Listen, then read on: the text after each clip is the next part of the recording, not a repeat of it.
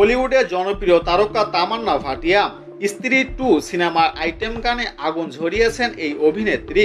কিন্তু তার রূপের মোহে দর্শক মজে যাওয়ার আগেই তিনি নিজের শরীরের প্রেমে পড়েছেন। বলিউড অভিনেতা বিজয় ভার্মার সঙ্গে প্রেমের গুঞ্জনের মাঝেও এবার সামনে এলো তার এক ব্যক্তিগত গোপন আভাস। সম্প্রতি কন্টেন্ট ক্রিয়েটর মাসুমা মিনাওয়ালকে দেওয়া এক সাক্ষাৎকারে অভিনেত্রী জানান, আমি আমার শরীরকে ভীষণ ভালোবাসি। প্রতিদিন কাজের শেষে বাড়ি ফিরে পোশাক বদলে প্রথমেই গোসল করি।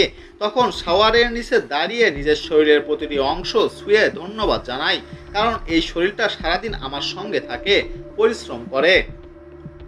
তামান্না আরও বলেন, হয়তো শুনতে আজব লাগবে, কিন্তু এটা আমার কাছে একটা আর্থিক অনুভব।